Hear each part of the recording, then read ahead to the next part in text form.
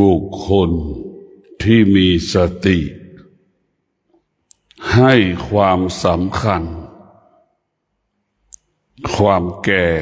ความเจ็บความตายเห็นความสำคัญให้ความสำคัญความแก่ความเจ็บความตายเป็นสิ่งที่มีค่าบุคคลที่มีสติก็จะให้ความสำคัญกับความดีเป็นผู้ไม่ประมาทต่อความแก่ความเจ็บความตายจึงรู้ว่าความแก่ความเจ็บความตายสามารถเกิดขึ้นกับชีวิตของเราได้ทุกลมหายใจบุคคลที่มีสติบำเพ็ญเพียรความดีแข่งขันกับความแก่ที่มันปรากฏทุกวันความเจ็บที่มันปรากฏทุกวันและก็ความตายที่มันปรากฏเกิดขึ้นทุกวันพวกเราทั้งหลายเราเกิดมาเราต้องให้ความสำคัญสิ่งที่มันปรากฏเกิดกับชีวิตทุกลมหายใจก็ได้แก่ความแก่ความเจ็บความตายสิ่งเหล่านี้มันเกิดขึ้นทุกลมหายใจมันเกิดขึ้นทุกวินาทีทุกนาทีจนกลายเป็นทุกวัน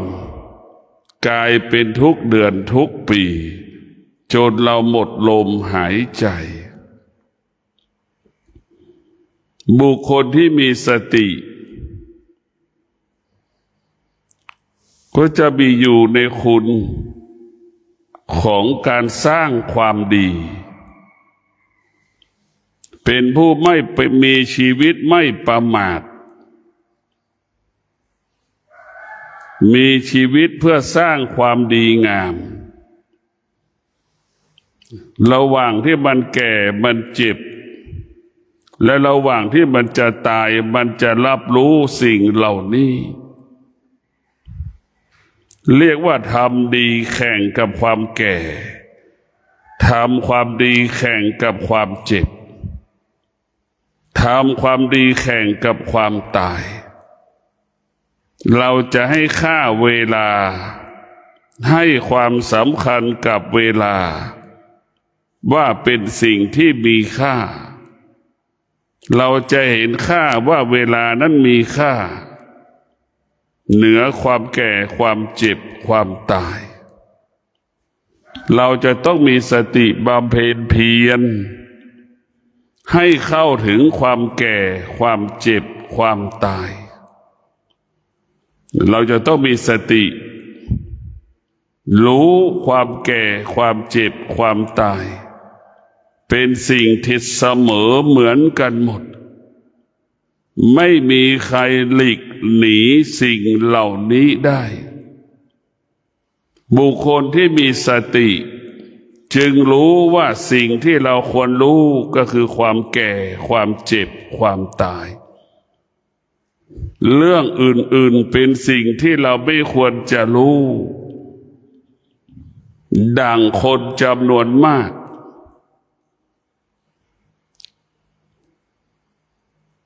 อยู่ภายใต้ความแก่ความเจ็บความตายบุคคลที่มีสติมีปัญญาเข้าใจเข้าถึงความจริงว่าความแก่เป็นความจริงของชีวิตความเจ็บก็เป็นความจริงของชีวิต ความตายก็เป็นความจริงของชีวิตบุคคลที่มีสติก็มีสติที่จะบำเพ็ญเพียรสะสมสั่งสมศีลสมาธิปัญญาสะสมสั่งสมศีลสมาธิปัญญาให้เกิดในจิตให้เกิดกับจิตเมื่อจิตเรางอกงามด้วยศีลสมาธิปัญญามันจึงอยู่กับความแก่ความเจ็บความตายนั้นได้แล้วก็จึงรู้ว่าความแก่ความเจ็บความตายไม่มีใครหนีมันได้ไม่มีใครหลบหลีกมันได้ในพวกเราทั้งหลายเรียกว่า99%ทุกคนกลัวความตายไม่อยากตายในพวกเราทั้งหลายบุคคลที่ขาดสติบุคคลที่ขาดสติก็ให้ความสำคัญเรื่องอื่นๆสิ่งอื่นๆให้ความสำคัญสิ่งอื่นๆเรื่องอื่นๆเหนือความแก่ความเจ็บความตายไม่เคยสนใจเรื่องความแก่ความเจ็บความตายเราจะสังเกตพิจารณาคนจำนวนมากของโลกให้ความสำคัญกับการมีชีวิตอยู่กับความสุขกับความทุกข์ให้ความสำคัญกับการมีชีวิตอยู่กับการประกอบอาชีพการปฏิบัติหน้าที่เราให้ความสำคัญสิ่งเหล่านี้เหนือกว่าความแก่ความเจ็บความตายในพวกเราต้องพิจารณาในบุคคลที่ขาดสติก็ให้ความสำคัญเรื่องการประกอบอาชีพการปฏิบัติหน้าที่จึงไปสะสมสั่งสมปัจจัยสี่บุคคลที่ขาดสติปัญญาจึงไปสะสมสั่งสมปัจจัยสี่จึงเห็นปัจจัยสี่เป็นสิ่งที่มีค่าเหนือกว่าศีลสมาธิปัญญาจึงเห็นปัจจัยสี่สำคัญกว่าความแก่ความเจ็บความตายสุดท้ายของการมีชีวิตอยู่หนีไม่พ้นซึ่งความแก่ความเจ็บความตายปัจจัยสี่ที่เราหามาได้ที่เราครอบครองอยู่ก็ไม่สามารถให้เรานั่นไม่สามารถให้เรา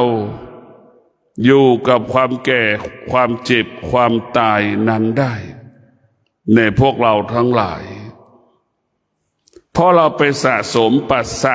สั่งสมปัจจัยสี่เราจึงไม่เห็นศีลสมาธิปัญญาเราจึงไม่เห็นความแก่ความเจ็บความตายจนถึงที่สุดเราก็หนีไม่พ้นความแก่ความเจ็บความตาย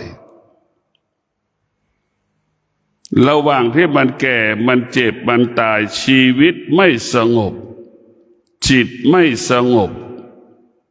กังวลใจทุกข์ใจกับคำว่าความแก่ความเจ็บความตายที่มันทำให้เราสะเทือนหวั่นไหวทุกวันทุกวันบุคคลที่มีสติ จึงให้ความสำคัญระหว่างที่มันแก่ ความแก่ของเราต้องแก่ด้วยศีลสมาธิปัญญาแก่ด้วยศีลแก่ด้วยสมาธิแก่ด้วยปัญญาจึงรู้ว่าความแก่นั้นเป็นความจริงของชีวิตความเจ็บระหว่างที่มันเจ็บก็ให้เราก็เจ็บด้วยศีลสมาธิปัญญาความเจ็บให้รู้ว่าไม่มีใครหนีความเจ็บไปได้ความเจ็บความป่วยมันเป็นความจริงของชีวิตไม่มีใครหลีกเลี่ยงหนีความเจ็บหรือการเจ็บป่วยไปได้ในพวกเราทั้งหลายมันจึงระหว่างที่มันเจ็บด้วยสติเจ็บด้วยศีลเจ็บด้วยสมาธิเจ็บด้วยปัญญาเหมือนแม่กับลูกอยู่กับกันนั่นแหละเหมือนสามีภรรยาอยู่กับกันนั่นแหละคือมีความสุขแก่และเจ็บแก่ด้วยศีลด้วยสมาธิด้วยปัญญาจะมีความสุขดังพ่อแม่สามีภรรยาลูกอยู่ร่วมกันเช่นเดียวกับความเจ็บที่มันปรากฏเราเจ็บด้วยศีลสมาธิปัญญารู้ว่าความเจ็บเป็นสิ่งมันเป็นปกติเราเจ็บมีความสุขเหมือนดังพ่อแม่สามีภรรยาลูกอยู่กับเราจะอยู่จะไม่ได้แหละพวกเราทั้งหลายบุคคลที่มีสติบุคคลที่มีปัญญาระหว่างที่จะตายก็มีศีลสมาธิปัญญาสมบูรณ์ระหว่างแก่ระหว่างเจ็บระหว่างที่จะตายก็มีสติรู้สึกตัวอยู่ตลอดเวลามีสติรู้สึกตัวระหว่างที่แก่ระหว่างที่เจ็บระหว่างที่ตายรู้สึกตัวเมื่อรู้สึกตัวนี่มันพร้อมที่จะตายพร้อมที่ต้อนรับความแก่ความเจ็บความตายสิ่งที่เราควรรู้ก็รู้เรื่องเกิดเรื่องความแก่ความเจ็บความตายเป็นสิ่งที่เราควรรู้เรื่องอื่นๆเราไม่ควรจะรู้เราควรต้อนรับก็คือความแก่ความเจ็บความตายเราควรต้อนรับมันเพราะมันอยู่กับกายอยู่กับจิตเมื่อกายกับจิตมันเจริญด้วยศีลสมาธิปัญญาแล้วกายกับจิตก็ไม่สะเทือนไม่หวั่นไหวเมื่อความแก่ความเจ็บความตายปรากฏเกิดขึ้นเราก็ทิ้งกายมันไปทิ้งกายเหมือนไฟไหม้บ้านจิตเราก็เหมือนคนวิ่งออกจากกองไฟที่ไฟไหม้บ้านก็วิ่งออกจากบ้านนั่นแหละกายเราเปรียบเสมือนบ้านยามที่ไฟไหม้บ้านเห็นไหมเราก็ไม่ยึดติดรู้มันแล้วก็ทิ้งกายของเราไปกายก็ส่วนหนึ่งจิตมันก็ส่วนหนึ่งกายเราก็เปรียบเสมือนบ้านคนก็เปรียบเสมือนคนเปรียบจิตเราเปรียบเสมือนคนที่อาศัยอยู่ในบ้านนั่นแหละเราแยกให้ได้เวลาเราความแก่ความเจ็บความตายเราต้องแยกให้ได้หรือเราต้องรู้ให้ได้แล้วก็แยกมันได้จนถึงที่สุดมันจึงรู้ว่ารู้ความจริงก็คือความแก่ความเจ็บความตายแล้วก็ละความจริงก็คือความแก่ความเจ็บความตายเรารู้ความจริงเราก็ละความจริงจนถึงที่สุด มันก็ไม่มีอะไรเรารู้ความจริงก็คือความแก่ความเจ็บความตายรู้ความจริงก็ละความจริงไม่ยึดติดในความเป็นจริงมันจึงอยู่กับความจริงนั้นได้เช่นบุคคลที่มีสติปัญญาอยู่กับความแก่ความเจ็บความตายนั้นได้อย่างงดงามและเป็นปกติในพวกเราทั้งหลายบุคคลที่มีสติปัญญาบุคคลที่มีสติเป็นคนที่มีปัญญารู้ความจริงเช่นธรรมชาติกับธรรมะธรรมชาติกับธรรมะเป็นของคู่กันธรรมชาติเป็นเหตุให้เกิดสุขกับทุกข์ธรรมะนี่ดับสุขดับทุกข์เห็นไหมมันเป็นของคู่กันถ้าไม่มีธรรมชาติก็ไม่มีธรรมะถ้าไม่มีธรรมะก็ไม่มีธรรมชาติไม่มีกายมันก็ไม่มีจิตถ้าไม่มีจิต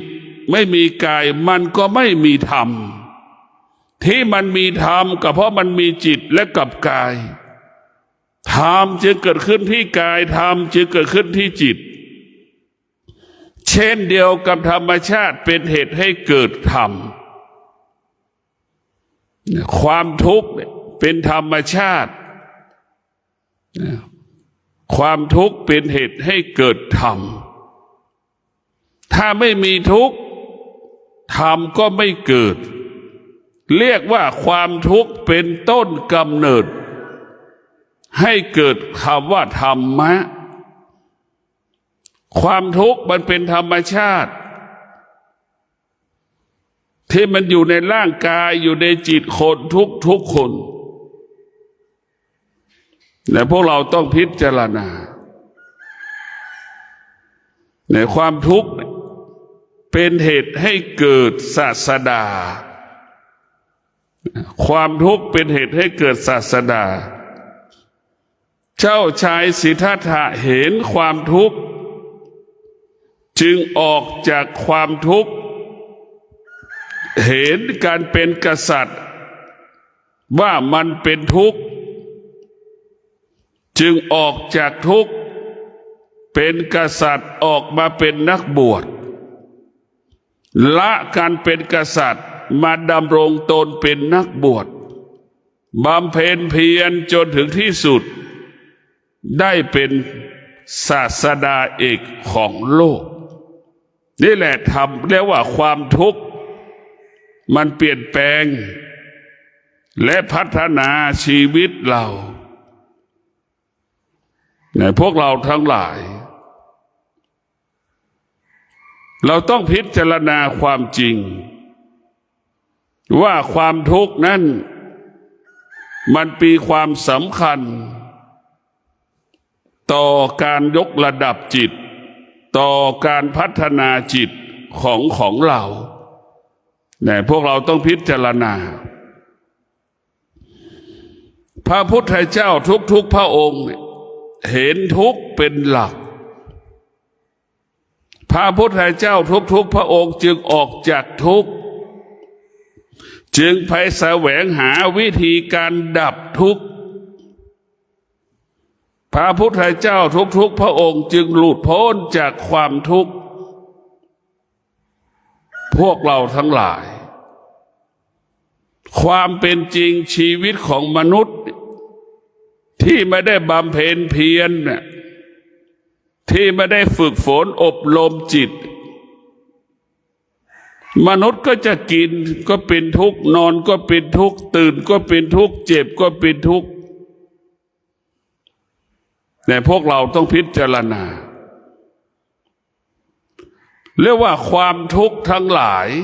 เกิดจากการรับรู้หรือสิ่งที่เรารู้หรือการที่เรารับรู้และเราเข้าไปยึดติด ในสิ่งที่เรารู้จึงเกิดคำว่าความทุกข์เช่นเราเห็นหยกเราก็ให้ค่าว่าหยกแล้วก็บอกอีกว่าทำไมไม่เก็บหยกหยกมันจะหายอย่างเนี้ยมันเป็นทุกข์อีกคนก็เห็นหยกไม่ให้ค่าหยกมันจะหายก็เรื่องของมันไม่เคยสนใจว่ามันจะหายหรือไม่หายไม่ให้ค่าสิ่งที่เรารู้บุคคลที่มีสติไม่ให้ค่าสิ่งที่เรารู้บุคคลที่มีสติจึงไม่ทุกข์ดังเห็นหยกไม่ให้ค่าในหยกไม่ยึดติดในหยกเห็นหยกเป็นสิ่งที่ไม่มีค่าหรือเห็นหยกเป็นสิ่งเฉยๆมันจะหายก็ช่างมันจะอยู่ก็ช่างมันใครจะเอาไปก็ช่างมันเพราะฉะนั้นเราจะรู้ว่าการรับรู้ของเราเป็นเหตุให้เกิดความทุกข์ถ้าการรับรู้ของเราเข้าไปยึดติดความทุกข์จึงทวีคูณขึ้นแด่พวกเราทั้งหลายนี่ไม่พิจารณาเราต้องพิจารณาว่าสิ่งเหล่านี้เป็นสิ่งที่มีค่าก็คือธรรมะสิ่งที่มีค่าก็คือธรรมะจึงรู้ว่าสิ่งที่ไม่มีค่าเนี่ยมันเป็นตัวบ่อนทำลายชีวิตเราหมดเราจะเห็นว่าธรรมะน่ะจะปกป้องคุ้มครองรักษากายวาจาใจเราจะปกป้องเราคุ้มครองเรารักษาเราธรรมะก็หมายถึงสติปัญญาธรรมะได้แก่ศีลสมาธิปัญญาธรรมะได้แก่สติสัจจะวิริยะขันติเป็นผู้ปกป้องคุ้มครองรักษาชีวิตเราหากเราขาดสติขาดสัจจะขาดวิริยะขาดขันติขาดสติขาดปัญญาเราจะถูกธรรมชาติเบียดเบียนเราอยากเห็นธรรมชาติไหมเราก็คิดถึงเมื่อเราดูสัตว์โลกนะเช่นสุนัขที่เป็นฝูงนั่นนะคือธรรมชาติมันไล่กัดกินเนื้อแต่พวกเรานึกดูงัวเป็นตัวมันก็ยังกัดกินรวมกันกัดงัวเป็นตัวนี่คือธรรมชาติมันโหดร้ายมาก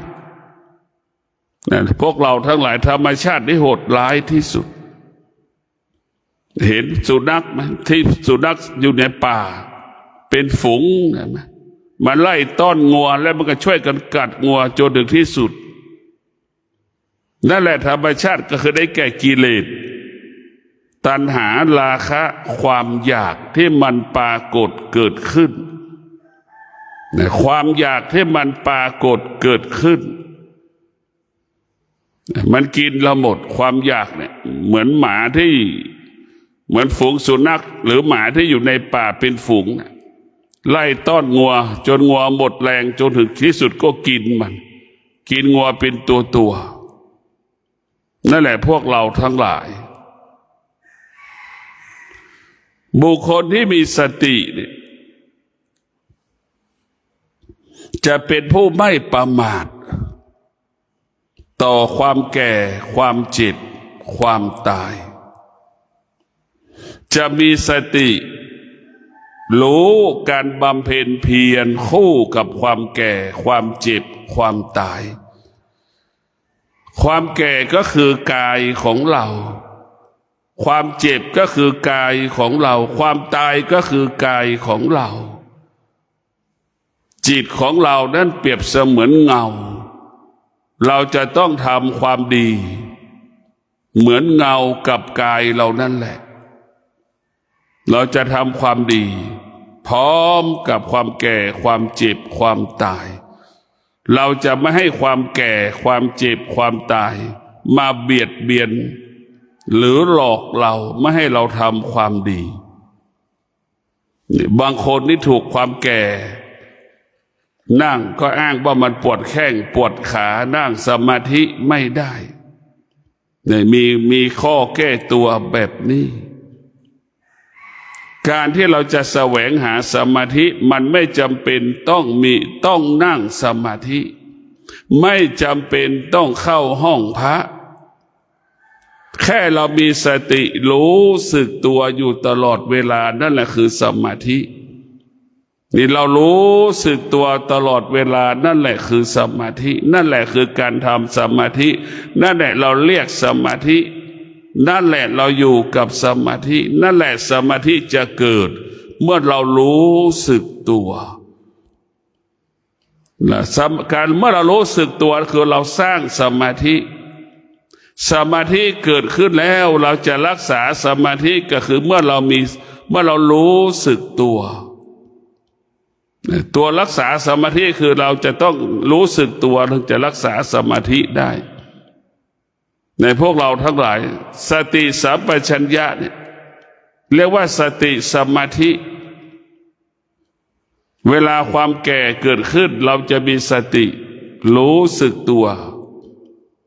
เราจะมีสติให้ความจิตมันสงบให้จิตมันเป็นจ็อกกี้ความเจ็บหรือความแก่หรือความตายให้มันเป็นม้า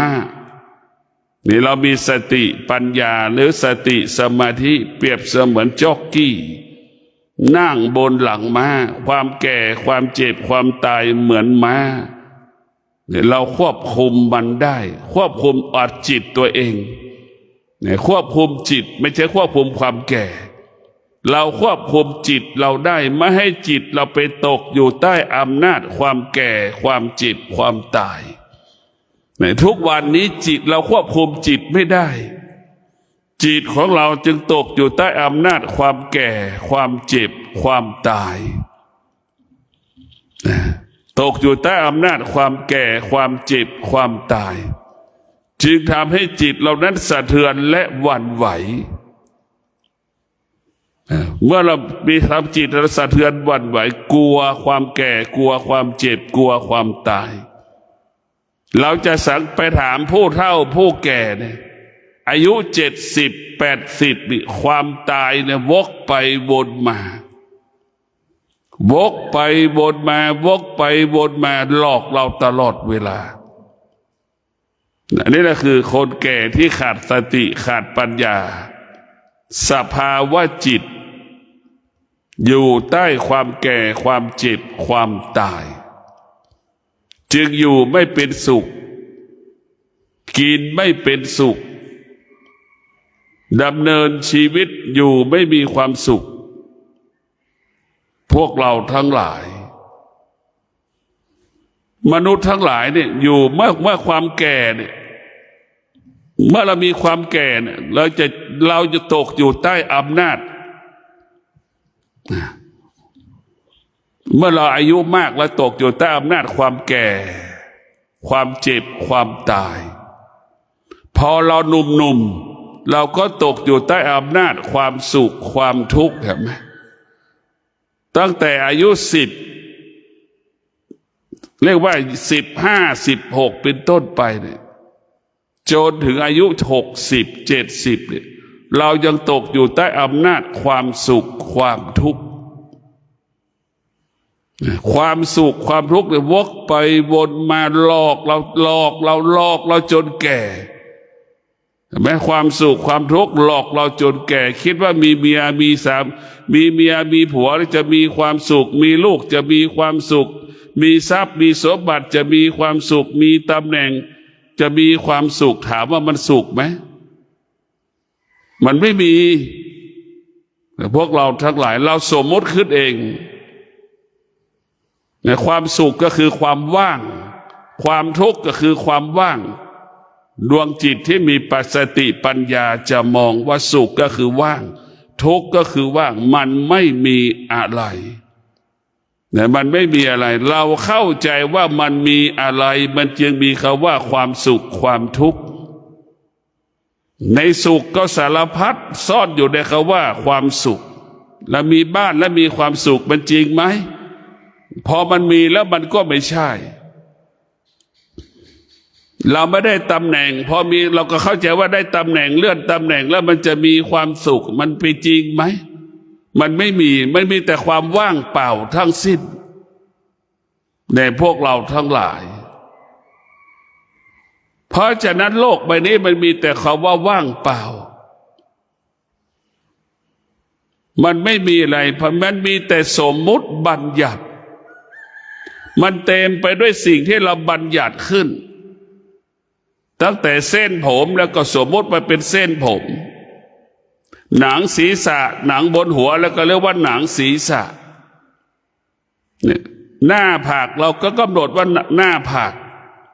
หนังหน้าผากมันย่นเนี่ยแล้วก็เนี่ยเราสมมุติทั้งสิ้นแก้มเราก็เรียกว่าแก้ม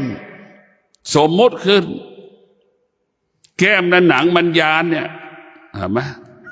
มันย้อนแล้วเนี่ยแล้วก็สมมุติขึ้นเพราะฉะนั้นชีวิตเราเต็มไปด้วยสมมุติบัญญัติมันจึงหนักเหมือนก้อนหินนะสมมุติบัญญัติในพวกเราทั้งหลายคนที่ตกอยู่ใต้อำนาจสมมุติบัญญัติ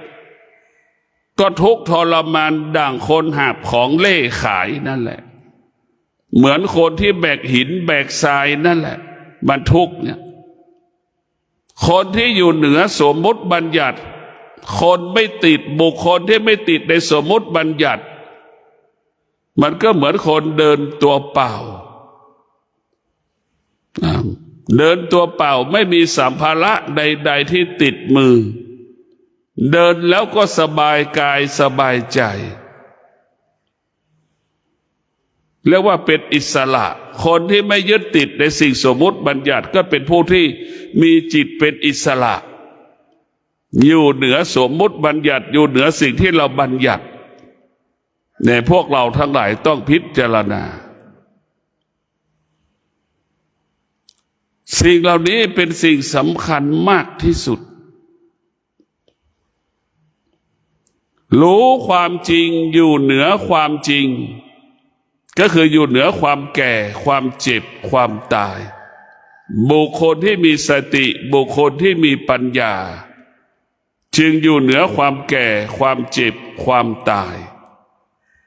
เนี่ยพวกเราต้องพิจารณาอยู่เหนือความแก่ความเจ็บความตายนี่แหละบุคคลที่มีสติอยู่เหนือสิ่งที่เรารู้สิ่งที่เรารู้มันไม่เที่ยงแต่มันรู้สิ่งที่รู้ว่ามันไม่เที่ยง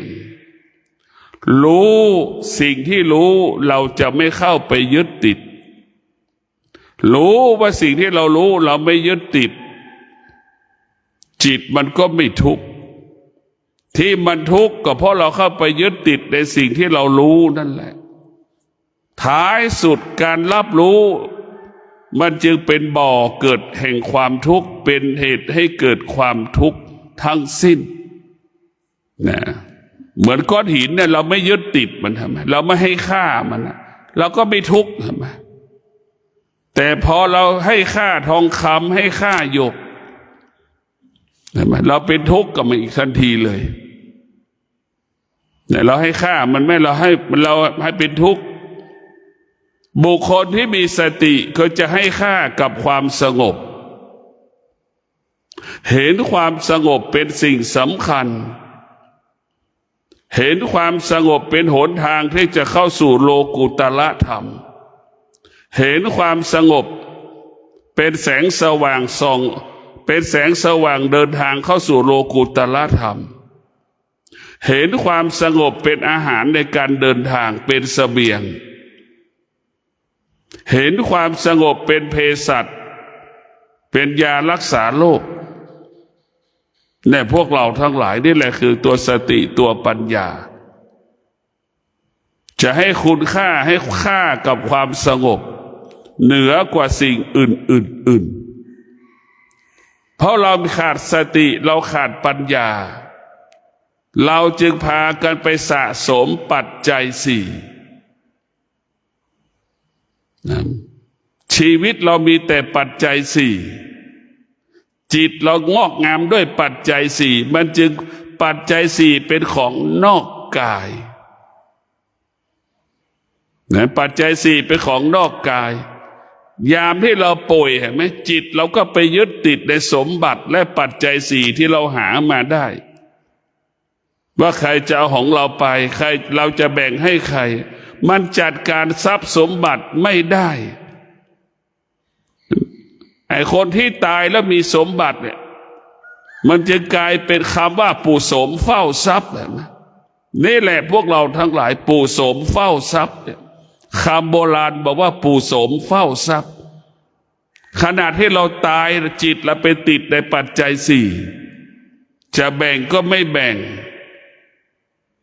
เห็นไหมจะให้ใครก็ไม่ให้แล้วเวลาจะตายจิตก็ไปติดในสมบัติกายตายแล้ววิญญาณก็ไปเฝ้าสมบัติใครเอาสมบัติไปแล้วก็ไปเบียดเบียนเขาทำให้เขาเจ็บเขาให้เขาป่วยทำให้เขาทุกข์ใจทำเขาไม่สบายใจนั่นแหละพวกเราทั้งหลายเราจะเห็นได้ว่าสมบัติเช่นไร่นาเนี่ยสมบัติเดิมของคนที่มันตายเนี่ยจิตมันไปติดในไร่ในนาในสวนในที่ดินเนี่ยไม่สามารถแบ่งให้ลูกมันก็ไม่แบ่งแต่เวลาตายแล้วจิตมันก็เป็นอยู่ในสมบัติมันอยู่ใครจะมาซื้อไม่ได้มันไม่ให้ซื้อจะขายก็ไม่ได้มันก็ไม่ให้ขายคนไหนครอบครองสมบัติบุคคลที่ตายแล้วไม่ได้แบ่งสมบัติให้กับบุคคลอื่นแล้วเนี่ยไม่ได้วางปล่อยจิตไปยึดติดในสมบัติแล้วตายเนี่ยบุคคลพวกนั้นก็ทุกข์ทรมานลำบากทุกข์ทรมานดังคนจำนวนมากซื้อบ้านซื้อที่ดินแล้วขายไม่ได้เนี่ยนี่ก็เพราะว่าเจ้าของเก่าเจ้าของเดิมมันยังห่วงสมบัติมันอยู่ไม่ให้ใครซื้อไม่ให้ใครขายเพราะมันระหว่างที่มันจะตายมันวางจิตไม่ได้มันก็หวงสมบัติมันอยู่นอกจากญาติของเขากลับมาซื้อเท่านั้นแหละเนี่ยมันถึงจะอนุญาตให้คนญาติเขาคนที่รู้จักเขาในอดีตชาติมาซื้อที่ดินมาเอาที่ดินนั้นไปได้เราจะเห็นว่าที่ดินก็ดีบ้านก็ดีซื้อมา10 ปีไม่สามารถขายได้ก็เพราะเจ้าของเก่าที่มันตายมันหวงสมบัติมันจึงไม่ให้ใครมาเอาสมบัติมันยกเว้นบุคคลที่มันมีชีวิตอยู่และมันรู้จักกันและบุคคลเหล่านั้นก็มาเจอบ้านมาเจอที่ดินและชอบใจไอ้เจ้าของมันก็วิญญาณทั้งหลายผีเจ้าของเดิมมันก็อนุญาตให้เจ้าของที่ครอบครองที่ปัจจุบันขายง่ายขายสะดวกบางคนแพงก็ซื้อบางคนก็ขายถูกอีกถ้าวิญญาณติดหนี้คนซื้อวิญญาณก็จะขายถูกถ้าคนที่มาซื้อที่ดินติดหนี้วิญญาณมันก็ซื้อแพงเห็นไหมนี่แหละผลของการกระทำที่เราขาดสติกับคนที่มีสติมันก็จะเกิดผลแตกต่างกันเพราะฉะนั้นพวกเราทั้งหลายคนที่ขาดสติในจิตมันจะไปยึดติดในสมบัติหวงในสมบัติตรงกันข้ามคนที่มีสติก็จะติดอยู่ในศีลสมาธิปัญญาติดในความสงบติดในแสงสว่างของธรรมะจะเอาธรรมะนี่แหละเป็นแสงสว่างส่องทางให้เราเดินง่ายเดินสะดวกเดินด้วยสติเดินด้วยสมาธิเดินด้วยปัญญากินนอนอยู่อย่างมีความสุข ด้วยศีลด้วยสมาธิด้วยปัญญานี่แหละพวกเราทั้งหลายชีวิตของเรามันก็อยู่ตรงนี้แหละอยู่ด้วยศีลสติสมาธิปัญญานี่แหละศีลสมาธิปัญญานี่แหละชีวิตเราต้องเป็นแบบนั้นบุคคลที่มีสติจะศึกษาเรียนรู้ความจริงของชีวิตเรียนรู้เรื่องความจริงว่าระหว่างที่มันแก่หรือความแก่ที่กำลังเกิดเราจะต้องสร้างความดีคู่กับความแก่เราจะต้องอยู่กับความเจ็บคู่กับความดีความดีที่เราทำอยู่คู่กับความเจ็บเนี่ยความดีที่เราทำจะต้องไปพร้อมกับเราตายเนี่ยมันจะเข้าใจแบบนี้ในพวกเราทั้งหลายจะเห็นศีลสมาธิปัญญานี่เป็นสมบัติของจิตเป็นสมบัติของกายนะไม่มีใครแก่พร้อมกับเราไม่มีใครเจ็บแทนเราแก่แทนเราตายแทนเราได้มีแต่ตัวเราเท่านั้นแก่แล้วก็เจ็บแล้วก็ตายได้ตัวเราเองแต่พวกเราต้องมีสติมีสมาธิมีปัญญาพิจารณาความแก่ความเจ็บความตายเป็นสิ่งสมมุติที่เราสมมุติจริงๆแล้วมันไม่ได้สมมุติมันเป็นธรรมชาติของมันนะมันก็หายสลายไปที่สุดเป็นสิ่งที่เกิดขึ้นตั้งอยู่ดับไปนะเป็นสิ่งที่เกิดขึ้นตั้งอยู่ดับไปแต่มนุษย์นะทั้งหลายไปยึดติดไปสมมุติไปติดในสิ่งสมมุติมนุษย์จึงไม่สามารถออกจากสิ่งสมมุตินั้นได้สิ่งสมมุติก็กลายเป็นข้อเหมือนคนติดคุกสิ่งสมมุติก็กลายเป็นกาวเหมือนหนูติดกาวเหมือนคนไปยึดติดในสิ่งต่างๆนั่นแหละไปยึดติดในสิ่งสมมุติมันทุกข์มันทรมานดังหนูติดกาวดังงัวควายที่ถูกขังไว้ในคอกดังนกที่ถูกขังไว้ในกรงนี่แหละพวกเราทั้งหลายมันทุกข์มันไม่เป็นอิสระจิตที่มีสติเป็นจิตที่มีอิสระดังบุคคลที่มีสติจะให้ความสำคัญกับการดำเนินชีวิตรู้สึกตัวตลอดเวลาให้ความสำคัญกับสติสัมปชัญญะมันจะบอกให้เรารู้สึกตัวรู้สึกตัวการรู้สึกตัวนั่นคือการรู้ธรรมะ84,000พระธรรมขันธ์เรารู้สึกตัวทุกวันทุกวันทุกวันทุกวันเหมือนเราเอาน้ำไปใส่ตู้เย็นจนถึงที่สุดน้ำในตู้เย็นกลายเป็นน้ำแข็งการรู้สึกตัวของเราทุกวันทุกวันทุกวันเราจะบรรลุธรรมด้วยการรู้สึกตัวนี่แหละดังน้ำกลายเป็นน้ำแข็งนั่นแหละพวกเราทั้งหลายการคำว่ารู้สึกตัวเนี่ยมีสติสัมปชัญญะรู้สึกตัวมันจะอยู่ในศีลสมาธิปัญญามันอยู่ในเส้นทางของมรรค8อยู่ในเส้นทางของอริยสัจ4อยู่เหนือเวทนาอยู่เหนืออุปทานอยู่เหนือขันธ์ทั้ง5อยู่เหนือขันธ์5ในพวกเราทั้งหลายคือหลักพิจารณาเราต้องพิจารณาทุกวันทุกวันทุกวันทุกวันแต่เรากลับไปคิดถึงเมียไปคิดถึงสามีคิดถึงลูกคิดถึงสมบัติคิดถึงพ่อคิดถึงแม่นี่คือเราว่าขาดสติขาดปัญญาจึงคิดถึงบุคคลอื่นๆคิดถึงแต่บุคคลเรียกว่าจิตมันออกนอกกายจะเห็นคนอื่นสำคัญกว่าชีวิตตนเองดังคนจำนวนมากเห็นปัจจัย4มีความสำคัญเหนือกว่าชีวิตตนเองทำงานจนแก่ก่อนเวลากำหนด เจ็บก่อนเวลากำหนดป่วยก่อนเวลากำหนดที่สุดก็ตายก่อนเวลากำหนดเนี่ยพวกเราทั้งหลายเราขาดสติปัญญาเห็นความสำคัญการประกอบอาชีพปัจจัยสี่นี่แหละพวกเราทั้งหลายส่วนคนที่มีสติปัญญาจะเห็นความสงบเป็นหลักเห็นศีลสมาธิปัญญาเป็นหลักเนี่ยพวกเราทั้งหลายศีลสมาธิปัญญาเนี่ยเปรียบเสมือนสารส้มที่เราเอาไปแกว่งกับน้ำให้ขี้ตะกอนมันตก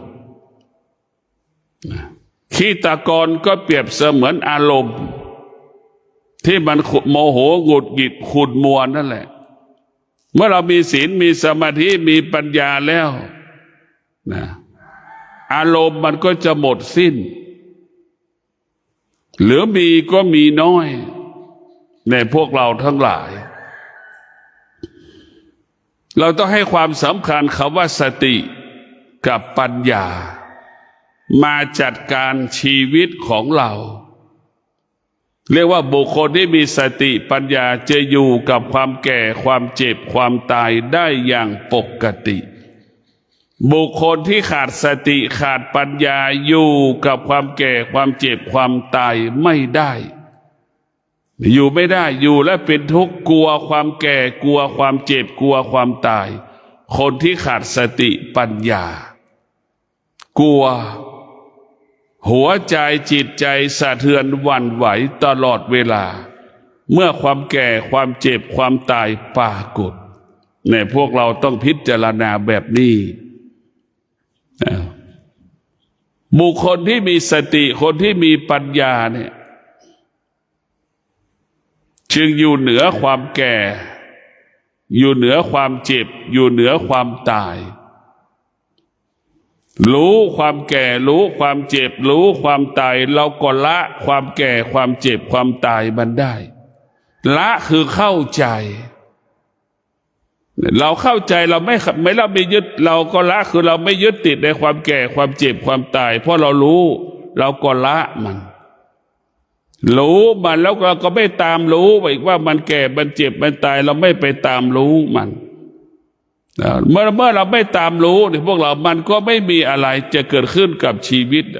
มันก็มีแต่คำว่าว่างเปล่ามันจึงมีคำว่าสุญญตาเท่านั้น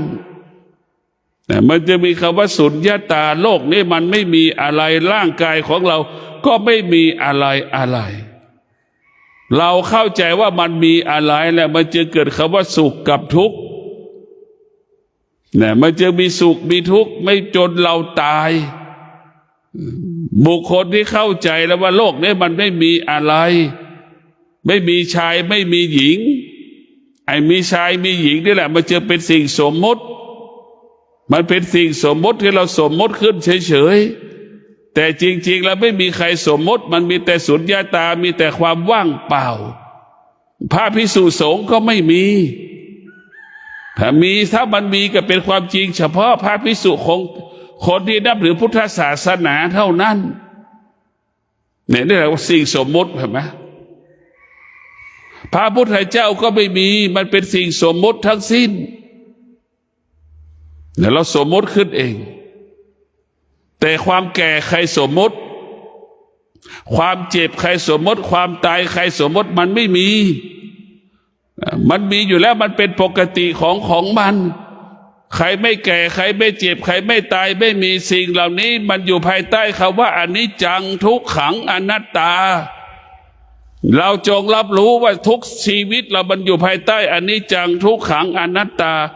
อนิจจังทุกขังอนัตตาจึงเบียดเบียนชีวิตเราจึงทำให้เราเกิดความทุกข์เป็นความทุกข์เพราะเราตกอยู่ใต้อำนาจอนิจจังทุกขังอนัตตาก็คือความแก่ความเจ็บความตายอยู่ภายใต้อนิจจังทุกขังอนัตตาก็ขอให้ท่านทั้งหลายมีสติรู้แล้วก็อยู่เหนือรู้มีสติรู้และก็ละสิ่งที่รู้มีสติรู้ไม่ตามรู้ก็คือแก่เจ็บ ตาย สิ่งเหล่านี้ไม่มีค่าสำหรับจิตผู้รู้ จิตผู้รู้จะอยู่เหนือแก่เจ็บตายขอเจริญพร